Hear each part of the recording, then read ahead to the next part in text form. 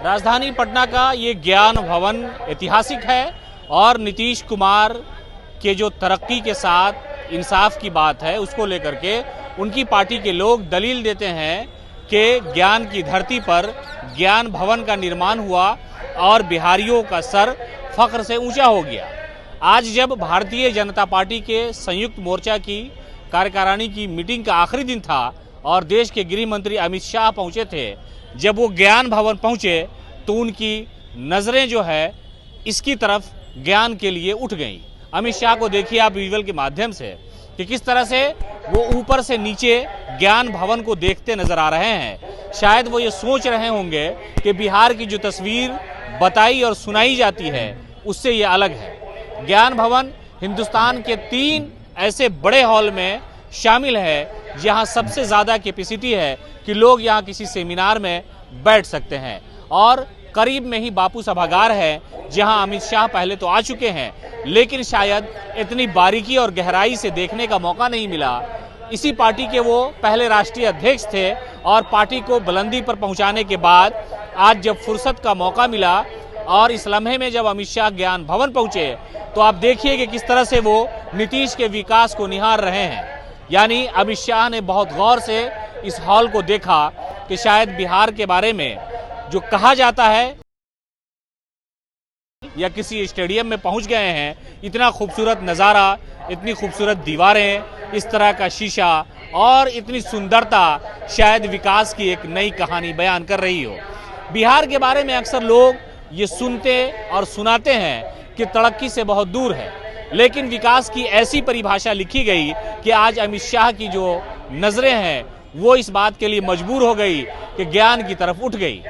आप देखिए अमित शाह शायद इस बात को महसूस कर रहे हैं कि बिहार में भी और राजधानी पटना में इतना बड़ा ज्ञान भवन, इतनी सुंदरता जहां हम बैठने वाले हैं और पार्टी के लोगों को सबक देंगे कि आगे रणनीति क्या बनानी है। कई मोर्चा के लोग यहां शामिल हैं, तिरंगा भी बांटा जा रहा है और जेपी नड्डा के साथ सरजोर कर ये निर्णय होगा कि आगे रणनीति क्या बनेगी चुनाव को लेकर के। लेकिन नीतीश कुमार के इस ज्ञान भवन पर अमित शाह की निगाह टिकी है, खूबसूरती से देख रहे हैं और शायद ये सोच रहे होंगे कि बिहार के विकास में इस ज्ञान का बड़ा योगदान है और इस ज्ञान भवन की खूबसूरती ने अमित शाह को अपनी तरफ खींच लिया। और अमित शाह ने बहुत ही गौर से बारीकी से सबसे पहले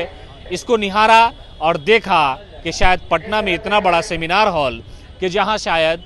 बड़ी संख्या में लोग जमा हो जाएं, पार्टी का कोई प्रोग्राम हो, सरकार की किसी योजना की घोषणा हो, मुख्यमंत्री नीतीश कुमार, राज्यपाल और कई ऐसे मंत्री, कई ऐसी सामाजिक संगठन का बड़ा प्रोग्राम यहाँ आयोजित होता है। सुरक्षा व्यवस्था बिल्कुल चाक चौबंद होती है, साफ सुथरा माहौल है और लोग जब ज्ञान भवन की तरफ आते हैं तो उन्हें बिहार की तरक्की की एक नई मिसाल और एक नई नज़ीर मिलती है। शायद उसी को अमित शाह ने निहारने का प्रयास किया और ये महसूस किया होगा कि बिहार में इतना बड़ा हॉल, जिस बिहार के बारे में कहा जाता है कि तरक्की से दूर है और हर पार्टी ये दावा करती है कि अगर हमें सत्ता मिली तो हम बिहार को आसमान की बुलंदी पे ले जाएंगे, लेकिन अमित शाह की आंख ज्ञान भवन की बुलंदी पर पहुंच गया और वो बहुत ही शौक से इस ज्ञान भवन को निहारते नजर आए। नीतीश का विकास उनके दिमाग में आया या ये समझ में आया कि जिस बिहार के बारे में ये कहा जाता था उस बिहार में इतना बड़ा ज्ञान भवन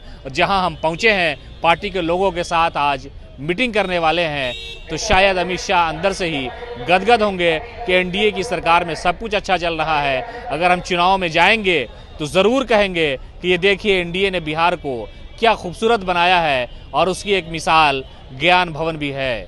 सहयोगी कमलेश के साथ सीमा बख्तर, न्यूज़ 4 नेशन, पटना।